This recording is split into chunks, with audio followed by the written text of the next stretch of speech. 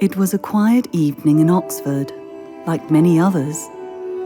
The last day of March, 1988. Our sons were already in bed and we were reading, when the phone rang. It was like, when you're dying, it's just the slight knocking at the door. It's something which is very, almost imperceptible. And it was just the call at 11 o'clock at night saying that her mother had had a stroke and would she go back to Burma to look after her, Dorkin Key. And yeah, that was the demand, that was the call. But at that stage, I don't think Michael sort of realized the full Monty. He didn't realize that this was it. The balloon had gone up.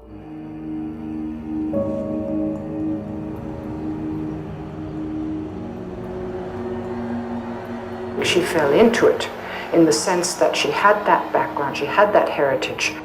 But that heritage would not, I think, have determined her destiny if it hadn't been that there was a series of events that coincided when she went to visit her mother. After I arrived in June, there was more trouble at the university. And then, of course, August, you know about August, when the whole country rose up. During the troubles, for most of the time, she was in the hospital with her mother. You see, she didn't really come out. Michael, I saw. I can't remember exactly when he turned up, but he was out there by the time the August demonstrations really got going. I had met her the year before because the family came out the year before, and in a quite relaxed way put their children through the ceremony of novices, Buddhist novices, and she was cool and elegant and not political at that point. There was no sign of her entering into politics. Her mother was still alive. So the transition was very extraordinary, really.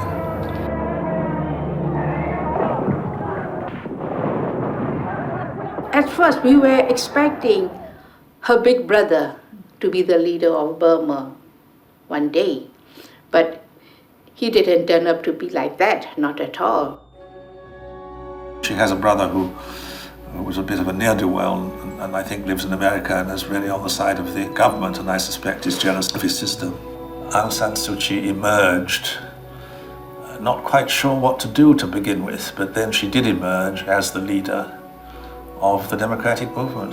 The first major big speech when she burst out was at the Shwedagon Pagoda. I didn't go because, again, I think I didn't want to give too much of an impression of being that she had the British behind her. There was a big crowd.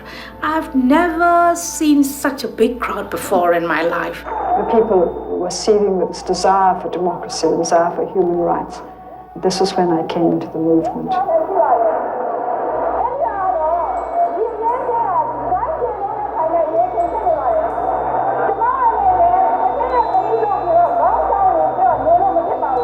At first, I thought that she was just another general's daughter. That was my first impression because I never met her before, personally.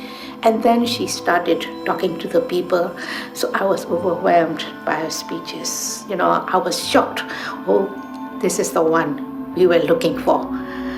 She's the true leader. I could imagine that scene. I was very much impressed.